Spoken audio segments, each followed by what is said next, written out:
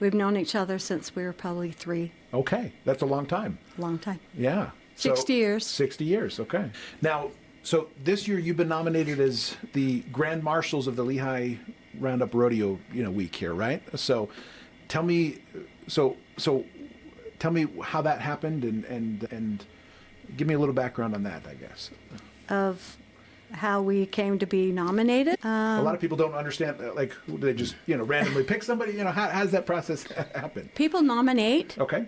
people in the city, Yeah. in the town, that think that they have contributed to Lehi City. Awesome. It really brings the community together. Yeah. The wards are the ones that build the floats. Yeah.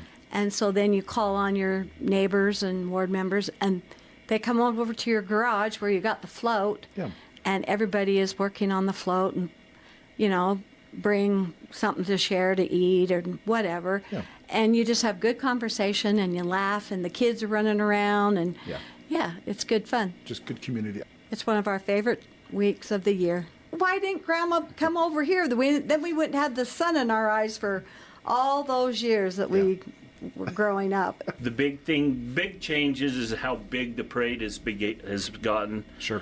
It used to be you didn't have to worry about getting your chair set up, and now if your chair's not set up a week before, you're going to have a hard time finding a place. The biggest things we will be in all of the parades. Okay. We will be one of the first through the parade. Obviously, the horse parade. There's only one other city in the state that has the miniature parade like that. I came home off my mission and just slid into the painting and never left. Yeah. That's 44 years ago. It was some pretty scary times as far as thinking if I had enough work.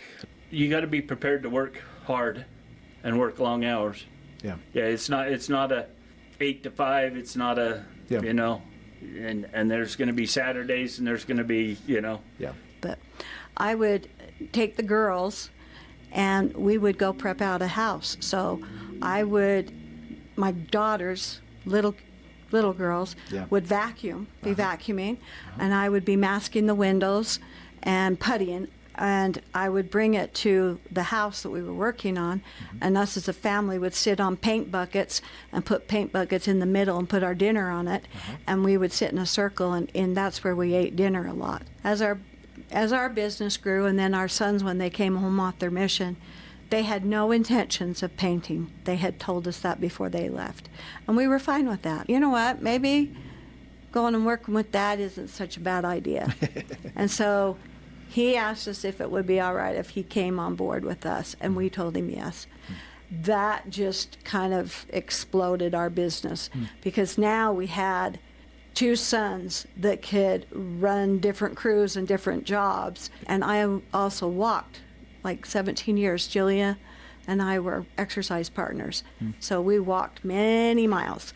And one day while we on our walk, and so it makes it so that you don't want to miss information going from one secretary to another secretary. And so I told him that I would, and thoroughly enjoyed working at Wing Mortuary. I loved serving the community, and I took care of a lot of Lehi families. Yeah. It takes kind of a certain person to be able to work at a mortuary. And you have to be very compassionate and very helpful because they're grieving. They want answers. And then I also worked in the yard because I love yard work.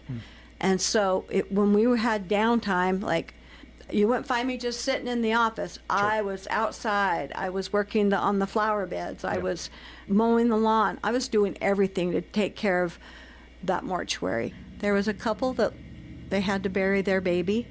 And so after that, somebody had paid for that little baby's funeral, to buy the casket and stuff.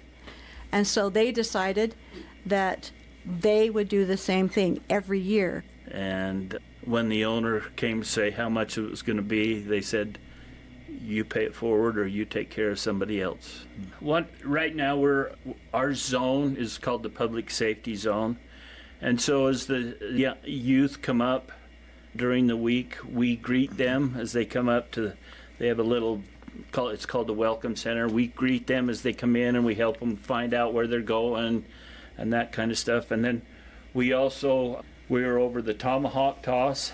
There's a lot that goes into prepping a camp for these young people. And I think a lot of people don't really realize how much goes in, how much work, how much effort to maintain these camps, to get it ready for them to have this spiritual good experience. So there are 124 couples.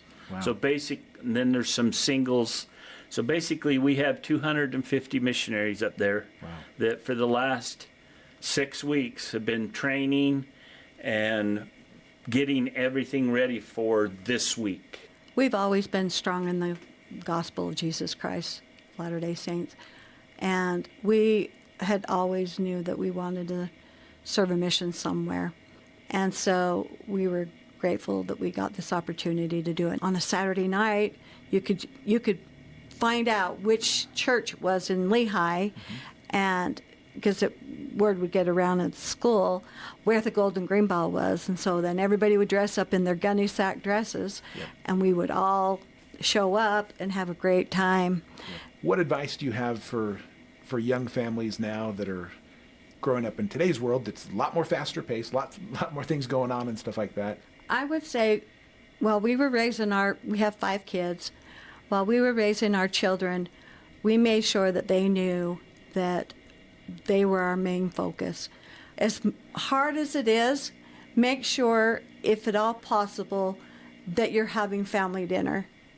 I mean, yes, we had a lot of family dinner sitting on a bucket, but we had family dinner together. One of the saddest things in my life is in all the years in which I coach sports and the city league stuff. Say I would have a baseball team, and I would have 14 kids on the team. There would be, on average, 7 to 9 kids that's parents would be there every game. And then you would have 1 or 2 kids that parents would show up maybe once or twice or 3 times in the season. Sure. Your kids need you. They don't need your money. They need you. We've always tried to make each other a priority along with our family. And we just vacations. His special project ended up being, he did over 20 years of the breakfast in the park and not get pulled over by a cop because they were delivering the stoves and equipment to the park for the big breakfast. We know it's very important to us to be able to be together and to do those things. We have built 5 us as a couple have built 5 homes with our family all helping. We've had some rifts, and we've had to mellow those out, but our kids have been very good. I think to see that family's important, and couples, being a married couple is important. So making that a priority, making family a priority, I think is the big thing. In fact, one of the, I don't know that it's a hard thing. Our family does 2 major campings a year, Memorial Day weekend and Labor Day weekend. So our family is headed west today and tomorrow. There'll be 50 people out there. Wow. Which is normal for us, but we'll be this way. Yeah.